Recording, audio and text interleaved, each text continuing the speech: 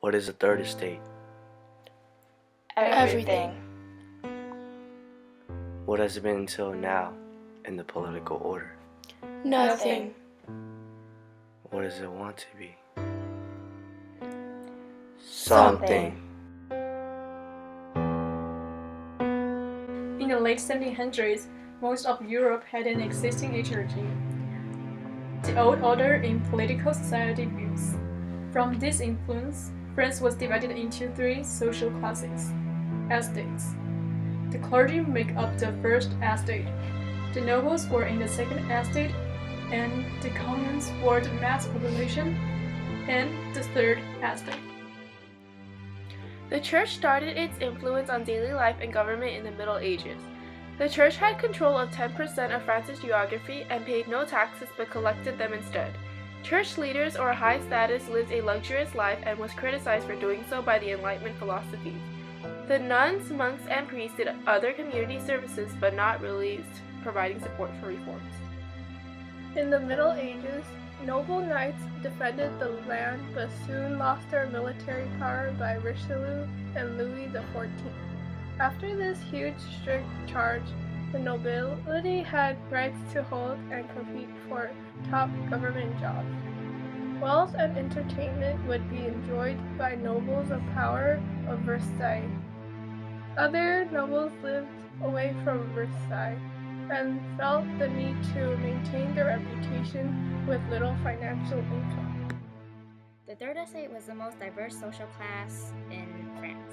It consisted of wealthy bankers, merchants, and manufacturers, as well as lawyers, doctors, journalists, and professors. However, what made up most of the population were the peasants.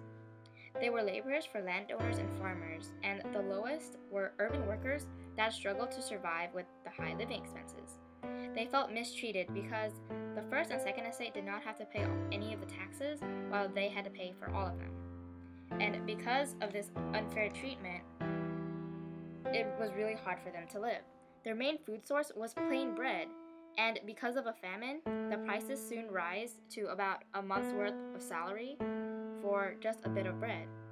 With the struggles of living like this, the burden of taxes brought even more stress. And this brings to the question, is this fair in any humane way?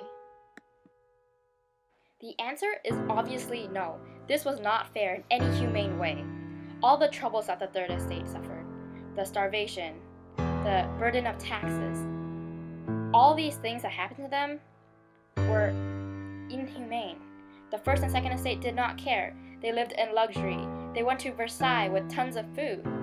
And because of this, the Third Estate revolted.